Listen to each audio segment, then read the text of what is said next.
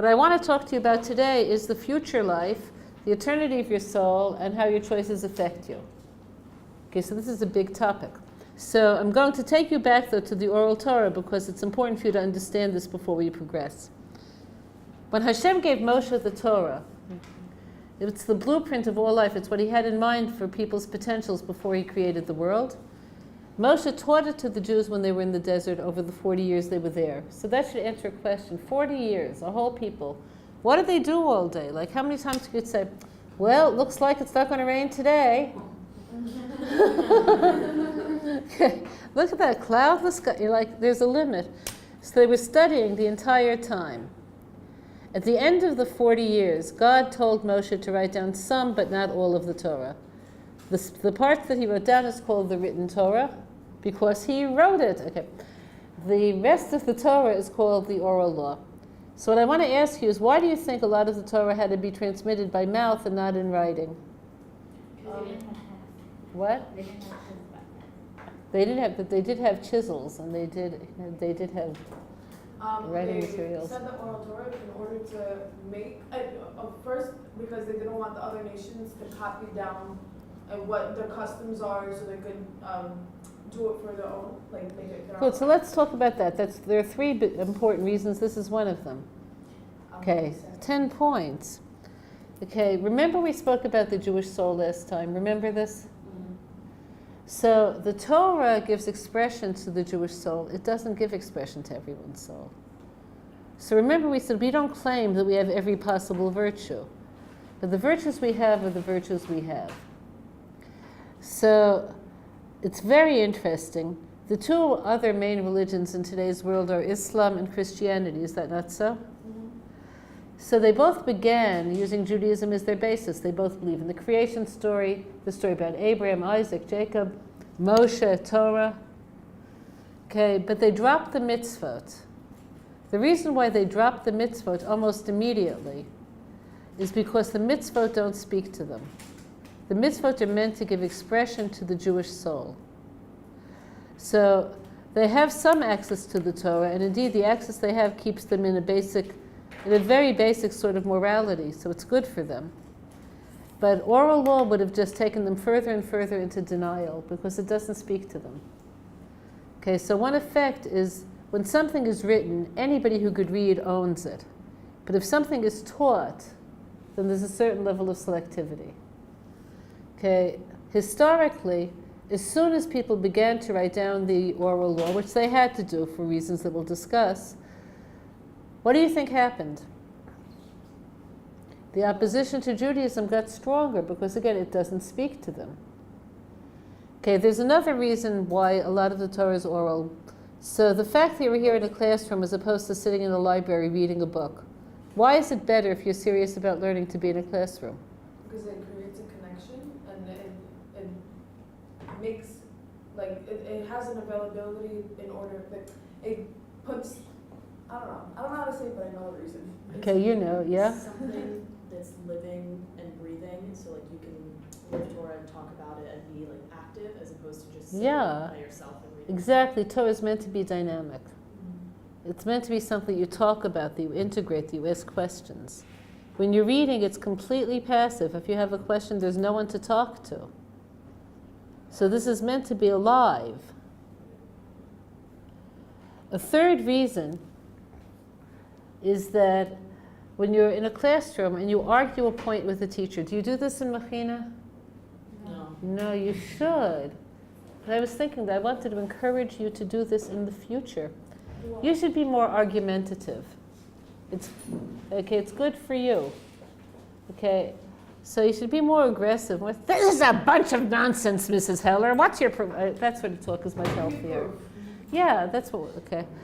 So it's healthier to give things over orally because you only can make something your own if you actually work hard to say this is true and it's going to be me. You have to be able to work towards it. So that's why a lot of the Torah remained oral. It stayed oral for many, many generations. So here we are. Moshe just gave the Torah. Here we are, more than 1,000 years later, okay, whatever. We're up to the Second Temple and the Roman oppression, but time just flies when you're enjoying yourself. Okay, so, and the Roman oppression was so much fun. Okay, whatever. So, yeah, we just loved it. Okay, whatever. Okay, so during the Roman oppression, it became clear to everyone that if they don't write down the oral law, it's going to get lost, because it was impossible to maintain the kind of studying and interaction that they meant to have under the eyes of the Romans. How many of you know who Rabbi Shimon Bar Yochai was? He was a rabbi. He was a rabbi. Only you never heard of Shimon Bar Yochai? You're Persian? Yeah. I'm shocked. Okay, so nobody who's Sephardi could live without knowing about Shimon Bar Yochai. So who was? He was a rabbi during the Roman oppression. So he was having a discussion with some friends who were also rabbis about the Romans, which was a bad idea to do. Like, it was the kind of government where it's best to keep your mouth closed in a certain sense. So one of them said, you know, the Romans actually brought us some benefit. Like, they made aqueducts, they made cisterns, marketplaces. Okay, another one said, yeah, but they're really doing it, you know. They're doing it, but they're taking taxes. A third one was quiet. And Rabbi Shimon said, whatever they do, they're only doing for their own benefit. They make marketplaces to bring their own brand of promiscuity into the markets. They make, you know, like, they make every... So he was overheard. So he had to escape for his life. So where could he go? I mean, obviously going to anyone he knows would just be, you know, that would just endanger the other person. So he went to hide in a cave. Okay, so this cave, which you can actually still see today, is currently in a Druze village called Pekian. Okay, he's just there over vacation. And it's very beautiful. It's a small cave, like you could barely stand in it. It has a carob tree, an ancient carob tree that's still growing in front of it. It's like in a carob forest. So he lived on carobs. There's an underground stream, which he would have had to dug to get at. And that's how he lived for 12 years. Now, if you were in isolation for 12 years and you couldn't go out and you're eating carobs and water, that's it. How would you emerge after the 12 years? A little funny. Okay, whatever. So he didn't. So he basically was living a life in which was all mind, all spirit.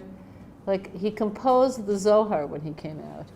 The Zohar is the backbone of Jewish mysticism. Okay, so that was Rabbi Shimon Bar Yochai. Is that who, like, on Lag BaOmer? Yes, that's who on Lag BaOmer. So he was buried in Miron, where on Lag BaOmer, which is the anniversary of his death, we said, come to me on the anniversary of my death. I'll be there for you. I'll pray to you to God, to God. Only 250,000 people go up there a year. Okay, and they all try to go home on the same bus. It's so, like, whatever. Okay, you know, it's quite a scene there at Lag BaOmer. It was actually, this year was more than 250,000. It was closer to, I think they said it was closer to 500,000 this year. So it's like a big deal. So the reason why I'm telling you this is that he lived during the Roman oppression, and that was what studying Torah in the Roman oppression meant. Rabbi Akiva, who you heard of, yeah? So he was killed by the Romans during the Roman oppression. So it was for that reason they decided they have to write this down. They have to write it down. So they began by writing a skeleton version of the oral law, figuring it'll be like a basic syllabus that people could use for teaching orally. So that's called Mishnah. The first part of oral law to be written is called Mishnah. So it's put together by somebody called Rav Yehuda Hanassi. Time goes on. I already told you in a different class. What's the phrase that you could always use when talking about Jewish history if someone says, time goes on? What's the next sentence that will always work? You don't remember? Things got worse. Okay, clear? Okay, the key to Jewish history. Okay, yeah. So time went on, things got worse. It became clear that the Mishnah is not enough. So they added on all of the underlying premises behind the Mishnah, all of the argumentations and deductions you could make, both in practical things and ideological things.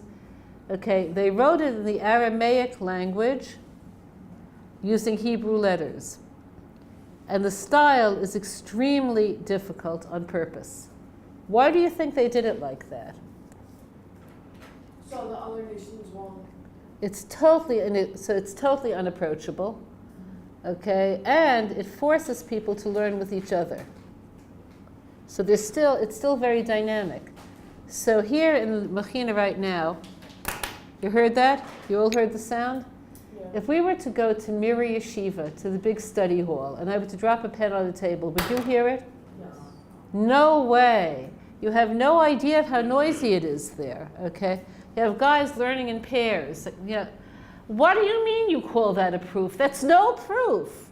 Turn the page. Rabbi Akiva thinks it's a proof. No, that's a whole other context. Stupid, because that's how guys talk. Okay, clear? Okay, so dumbbell, paper, okay, whatever. So, got the picture? So that's what Gemara learning is all about. So the commentary on Mishnah is called Gemara. Mishnah and Gemara together are called Talmud. Talmud is about 70% legal cases and 30% anything that's not a legal case. Stories, mysticism, whatever. Pretty, more or less the same era Midrash was written, the ancient Midrashim, not all of the Midrashim, and Zohar. So that's the backbone of the oral law. Okay, clear? Time goes on. What's the next sentence? Thank you. Okay. So because the Roman oppression was so awful, the vast, vast majority of Jews left Israel. It was impossible to live here. Where'd they go? Everywhere. You name a place. That's where there are Jews, right? Name a place. Okay. Did you ever hear of anywhere in the world where there are like 0 Jews? The Netherlands. The Netherlands, there are a lot of, there's even a community in the Netherlands. Yeah, in Cochin there are Jews. In northern India, because a lot of people who are sort of countercultural go there. There are streets with Hebrew signs. Okay, so in any case, so Jews are all over the place. Do you think that meant the possibility of studying became better or worse? Better. Much worse, because they didn't have printing presses. So you're living in isolation in Cochin, and you don't have no one to talk to about a question you pose because nobody in your community knows that much. You're stuck. So more and more stuff explaining the Gemara, explaining philosophy, explaining mysticism started being written. So in Judaism you have this rule. The more books there are, then that reflects the less people know because the more things have to be explained. So I'll give you a concrete example of this. In the Neve Library you're going to find a book called The Jewish Way of Death and Mourning. Okay? Do you think your great-grandparents had to have somebody give them a book to teach them how to sit Shiva? No, they knew. But you don't, right? That's the way it goes. Okay. So the more ignorant we become, the more is put into writing. So this is the opposite of science, where the reason why there's many more scientific books is because people are discovering more. So you have 2 directions of learning. One is trying to grasp the truth at Mount Sinai, and the other is to try to grasp the truth of the world. They have different approaches to learning. That's what oral law is. So when you have a question about Judaism, who would you ask? Who would you normatively ask? The Rabbi. A rabbi. What does a person have to do in order to be a rabbi? Go to rabbi school. What do you think they teach there? Rabbi stuff, okay. So, okay. How to grow your beard. How to grow your beard. The art of buying dark suits at a discount. Okay, whatever. Okay. Yeah. Okay, so what they learn is in any rabbi school, 90% of the curricula is going to be Talmud. Okay, clear? That's what they learn. So their authority is based on their grasp of the oral law. Okay, but what's the difference between a computer and a rabbi? A computer has the whole thing. The difference is integration. In order to give over something credibly, it not only has to be known in your head, it has to be integrated. Okay, clear? Okay, so now we understand the oral law. So now that you know what Torah is, do you have any questions about what Torah is? This is the last time I'm going there in a while. What is Torah? Why do we believe in it? What are its components? All clear? Mm-hmm. Yes, okay. we're going into something completely different. We're going to be talking now about choices in life. So I want to throw an idea at you, which is everybody has choices. Humans have free choice. Do you think that this is true or not true? Yes. Okay, make me an argument that it's not true. Not everyone has free will to make their choices. Yeah. Can you make a choice, somebody doesn't like it, they tell you you can't do it, and sometimes when somebody's higher than you can't. You may not be able to actualize your choice. I'm talking about the inner act of choosing. Okay, so here's a theory that's very popular amongst some psychologists. The theory is that everybody's self is created through their environment. How many of you believe this? Like wholly created through their environment? Yeah, it's a theory which has been discredited, as I'll explain to you in a moment. It was called the theory of Tabula Rasa, which means the blank board. You'd see every child, pretend this was a board, okay? Every child is born like this, nothing written on them. Everything they're exposed to leaves an impression, and you could only become who you are on the basis of the impressions that you had. It's nature versus nurture. Okay, so there was a case once where they said it's all nurture. That you could take a baby at birth and put them anywhere, and they're going to assimilate to the place that they are, and that their choices are really non-existent, and therefore nothing is anybody's real fault. Because everybody has circumstances that are unique to them, and they make their bad choices because of their circumstances. This used to be a very popular theory in psychology. Okay, how many of you would agree with this? Okay, you would agree with it? You would agree with it? Three of you would agree with it. So I'm going to tell you now why it's discredited. So it's not 100% discredited, of course, since the environment certainly has a deep effect.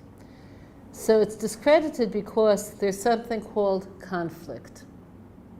So I want you to go back in your life. I'm not going to ask you to share this, but I want you to go back to some place where you knew that something you were thinking of doing was really, really wrong.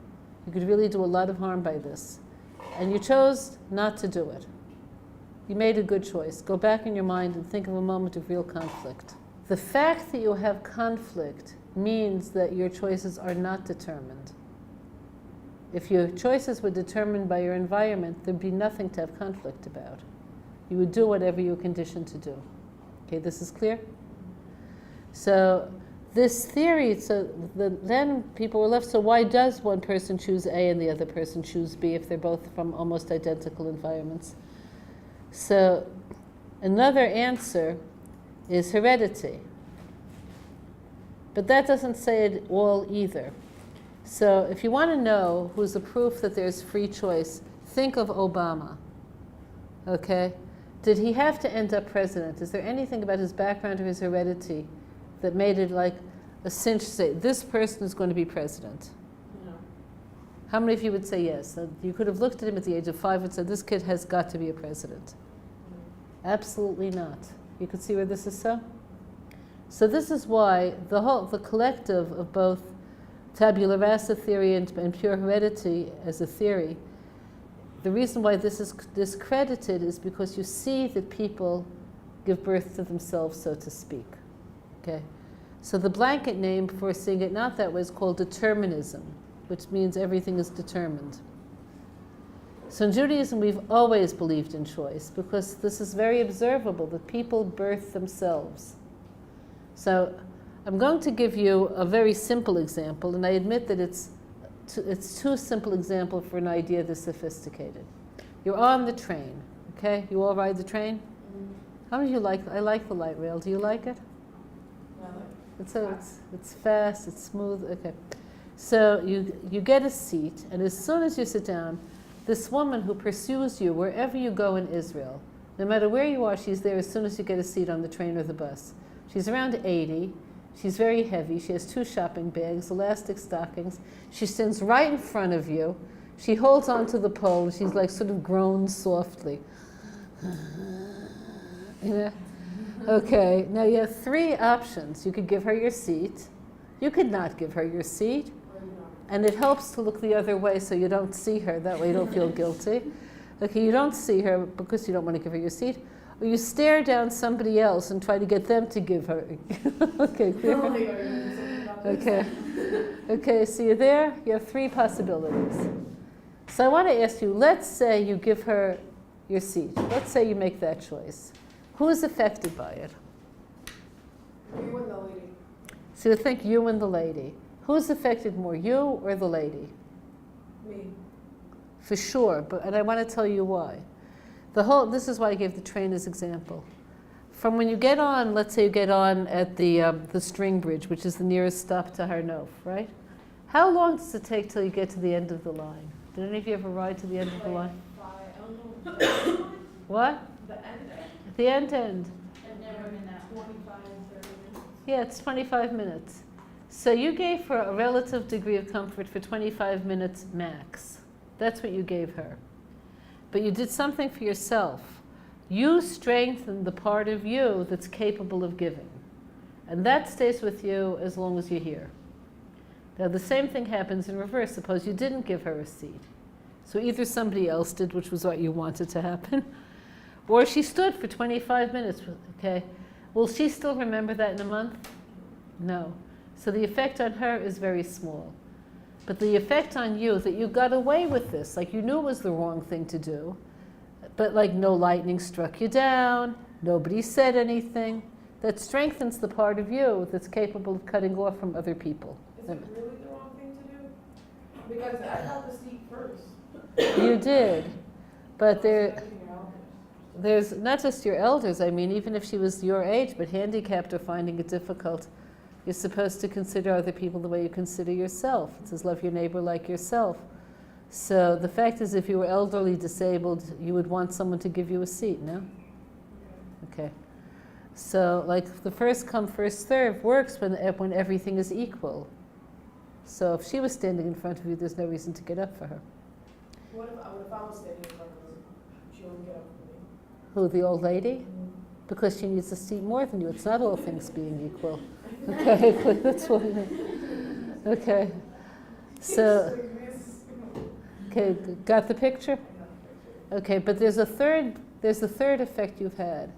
You've just changed, either way, other people's version of what normal is about.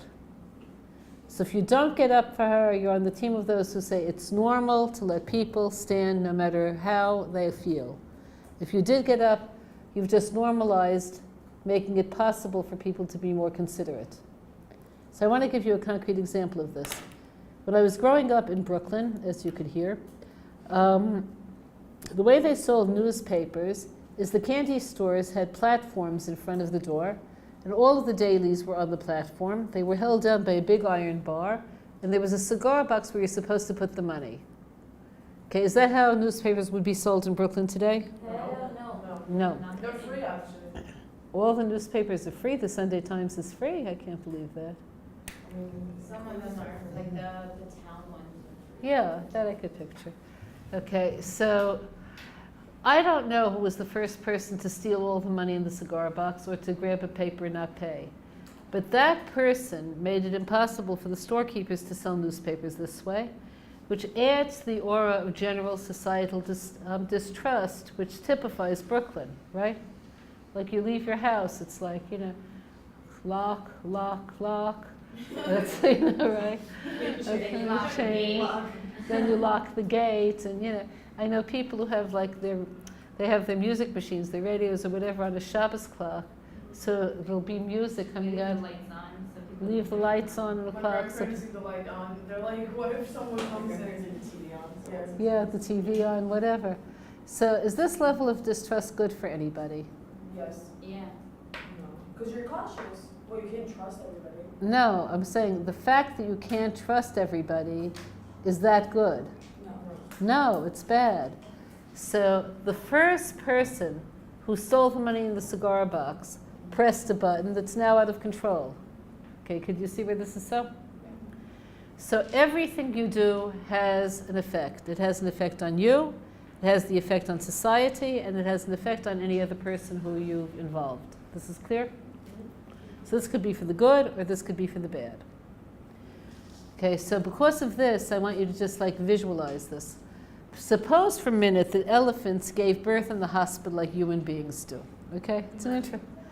Okay, so you're going to visit your friend Dumbo, who just had a baby. Mazel tov. Okay, so you go to visit her, and you go see like this huge, this huge baby elephant that weighs like a ton, in this enormous bassinet with like a cute little pink ribbon on its head.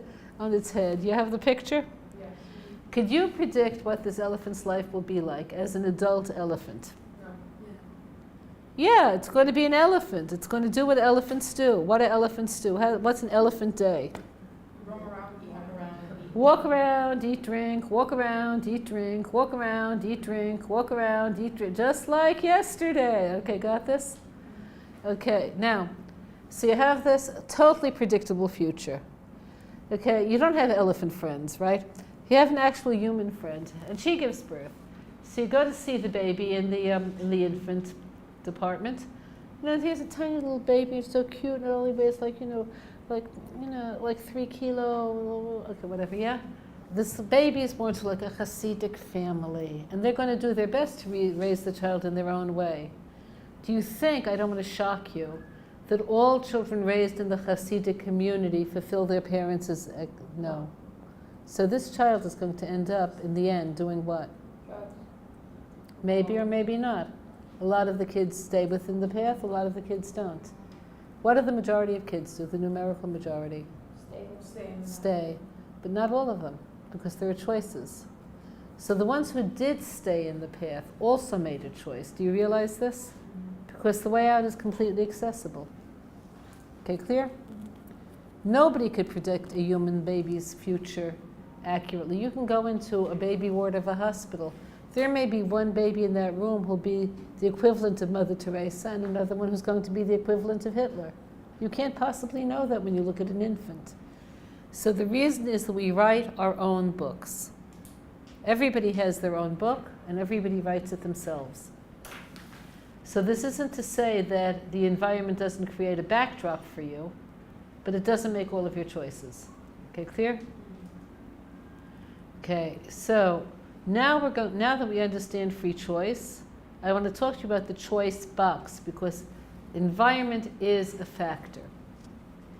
So nobody could make all of the choices, because people are limited by their environment, by their intellectual capacities, by their choices already.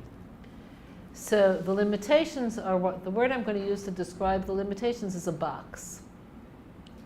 So here's how a choice box works. Have you noticed that there's a hardware store on Scholzen Street here in Harnof? Well, there is, trust me. All right, think of a different store. What store do you know? Super Farm. Okay, you all know Super Farm? So expensive. It is. It's ridiculously expensive. It's offensively expensive. Okay, so let's say, a teenager goes to Super Farm, and because of choices she's made up to this point, and because of her environment, she feels very deprived. Okay, whether she is or not, it doesn't matter for our purposes. And she goes, looks at the makeup and the perfume, which is extremely overpriced, and she buys 2 items and puts another 2 into her pocketbook. Have such things happened? Yes. Okay, Yes. They have. Now we're going to place her. We're going to put the same teenager in 3 different situations. 1, she's there with her friends. They always go to steal together. It's fun. They go to Super Farm sometimes. Sometimes they go to the Bell Tower downtown. This is pleasure for them because they're angry. What would make a person steal out of anger? Could you picture somebody? Very negative and difficult parents, maybe economic deprivation, maybe they go to a school. They want to lash out. Maybe they go to a school where people bully them and mock them because they don't have the right clothes, they don't have the right perfume, they don't have the right makeup. Could that happen in the real world? It could. So they're stealing out of anger. Now let's say one of the girls, because she's so angry, also purposely breaks things. Could that happen? Yes. It could. So our hero, let's give her a name. What name do you like? Let's give her a name. Julie. So Julie watched, she put a bottle of perfume and some makeup into her bag. She did that. That's done. But she didn't purposely break anything. Everybody else, everybody else did their own little job in the store. Okay, clear? So given where she's coming from in life, she stole but didn't break anything. That might have been the best possible choice that was real for her. Okay? So we would say she filled her choice box. Okay? Now let's look at somebody else. Okay? I'm in Super Farm. I think to myself, boy, this place is overpriced. So I buy what I want to buy. Then I put another 2 items in my bag because like I want them and they're overpriced. Okay, yeah? Would you say that I'm as innocent as Julie or more guilty than Julie? Much more guilty, right? So let's say now my choice box is not full of merit. I didn't make any good choice here. It's like all the way down here. Do I deserve credit because I didn't purposely break anything? No, okay. Somebody on a hugely high level walks into the store, into the super farm. Oh, let's say Rabbi Shimon Bar Yochai, recently back from the dead. Okay, yeah. Okay, if he were to take things and not pay for them, that would be the same level as me or worse? Worse. Much worse, okay? So even though all 3 people stole from the store, they all made different choices for them. You understand this? Who could judge whether you're succeeding or failing in filling your choice box? Only God, no human. And this is why it says in Pirkei Avos, don't judge people. You could judge deeds. So I want to go back to jewelry in the store. Is it right to steal makeup? And no. The deed's wrong. But how bad it is for this person or that person, only God knows. Okay, so what life is about is trying to change your choice box and to get a choice box that allows you better and higher choices as it eliminates lower and more vulgar choices. So let's go back to Julie. Okay, so she stole, but she didn't break anything in the store, right? And she was like reviewing the day later that night. I'm like, let's make Julie, let's make her pretty far.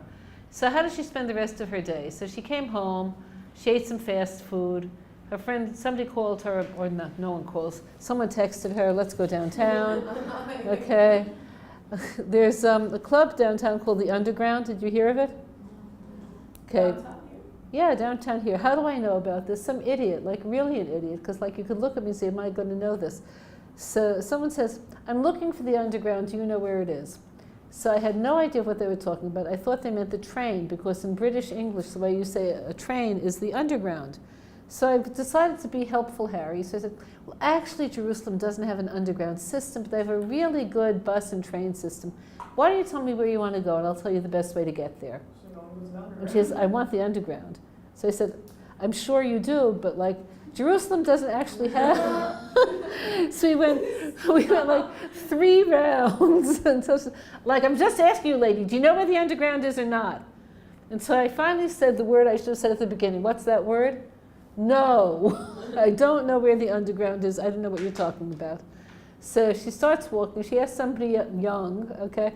And, yeah, and she says, where's the underground? They point to this building, like, there, just go down 2 flights. Ah, where the bad music is coming out of. Oh, boom, boom, boom. No.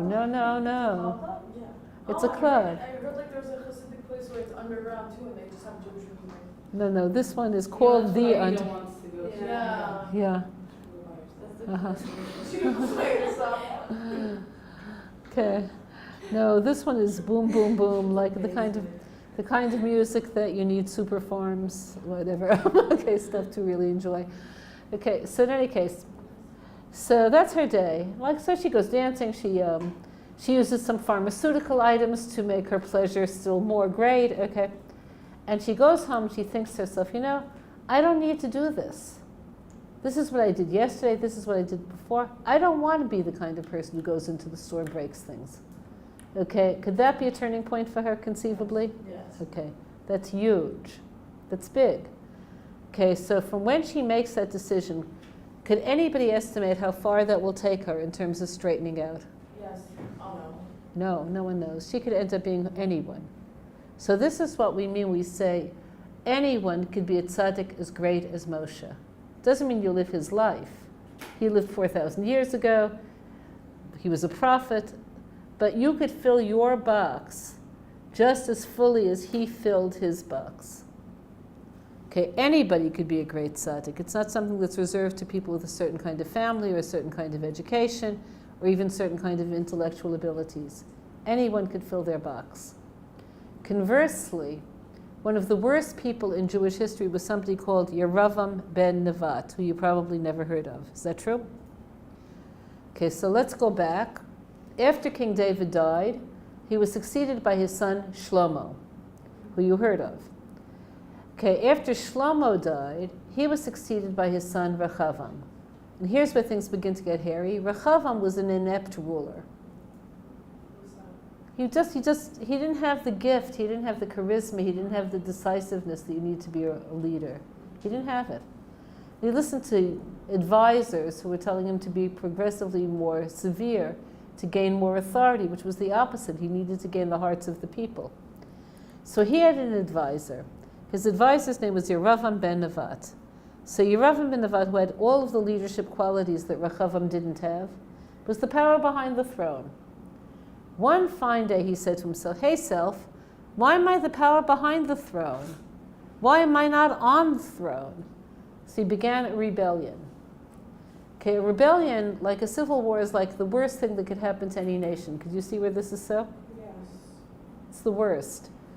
So he had been on a high level. So God came to him in a dream, and he said to him, "Stop. If you stop, you could still be saved. You stop, and you will walk in the Garden of Eden together with King David." To this Torah. Yeah. And he said, "Who's going to be first, me or King David?" Could you imagine saying that? Because in a dream you have no control of. So God said, he. So he said, "I'm not stopping this rebellion." And he didn't. So he succeeded in winning the war. 10 of the 12 tribes went with him because he was the better ruler. Okay, but in order to solidify his grip on the throne, he had to make an alternative temple to keep people away from the Beis HaMikdash. And he brought idolatry into the Jewish people and pressed the go button generations later, not a million either, several generations later. All the 10 tribes are steeped in idolatry. Except Judah. Those are the 2 tribes that didn't go with him. Judah and Benjamin didn't go with him. But they're steeped. God sent prophets warning them to stop. He said, like, you're walking your way out of the covenant. You're going to be lost. They didn't stop. They were conquered by the Assyrians. Do we know where these 10 missing tribes are today? No. They're still missing. There are theories about this. Maybe the Ethiopians are descendants of one of them. But they're gone. So one person's ego brought all of this about. So the same way you could be a tzaddik who's as great as Moshe, you could be a person whose evil is as great as Yeravam ben Nevat. Now that doesn't mean you'll live his life. You're not charismatic enough, you're not that kind of a leader, you're not going to get millions of people to follow you by tomorrow afternoon. But you could make negative choices that relate to your box the same way his negative choices related to his box. This is clear? So all the doors are open, you create yourselves. That's what I'm leaving you with today.